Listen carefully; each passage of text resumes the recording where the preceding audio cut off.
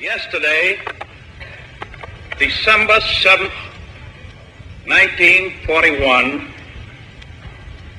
a date which will live in infamy.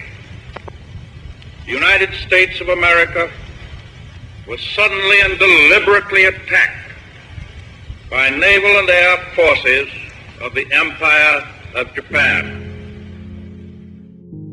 Pearl Harbor was a defining moment in world history.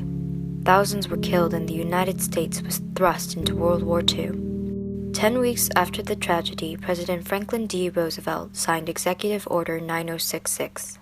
Hundreds of thousands of Japanese Americans were forcibly relocated and incarcerated in internment camps. My grandmother was one of them. My name is Takeko Tanisawa. I was born in Stockton, California in 1928, so that makes me 90 this February.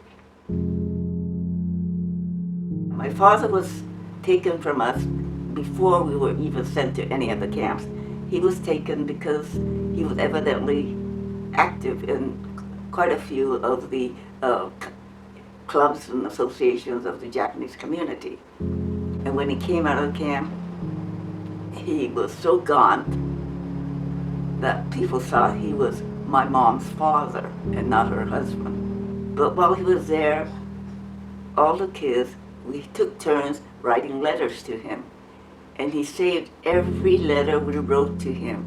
And one of the letters we wrote to him, which is ironic, thinking of what's happening to her, we wrote, Shaki, who was one of the younger boys, learned how the Pledge of Allegiance, and he was really proud. He learned it, and he memorized it, and he could say it now. And like I said, that was a little ironic. In the spring of 1942, the rest of her family followed suit. She and her 10 other siblings, between the ages of 6 months and 18, were only allowed to take what they could carry. At the age of 14, my grandmother was forced to leave the only home she had ever known. It would be 4 years later until she'd return. It was really sandy, particularly where they put us, desolate, and very windy, and we'd have a lot of windstorms. And we warned, when we wore our shoes, be sure to shake it, because there may be scorpions or tarantulas in it, so, we were warned about all these things. My grandmother spent the longest time at Tule Lake, a maximum security camp located on the border between California and Oregon, caged by a ring of wildlife refuges and forests.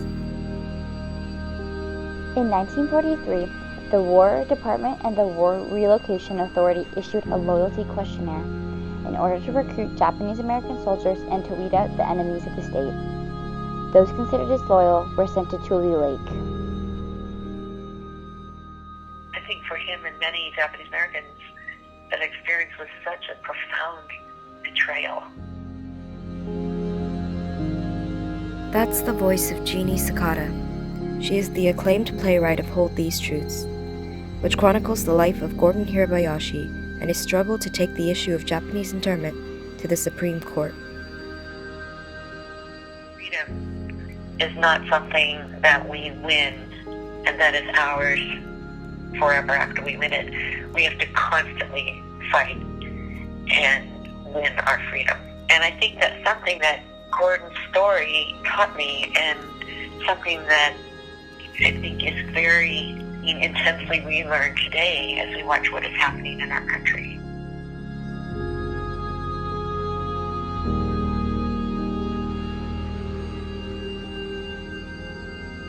Japanese internment was, there were 2 times in 2 different court cases that looked at some of the restrictions that were placed on Japanese Americans during World War II. So, in moving forward with a legacy of Korematsu versus the United States and Japanese internment as a whole, I think that legal gray area of the court leaving an area open to basically okay the violation of people's rights and the Constitution for national security is kind of the dangerous legacy that's there. It could lead it for other executive branches or other Congresses, U.S. Congresses in the future to use that in terms of an attack and use that argument of national security to violate the Constitution.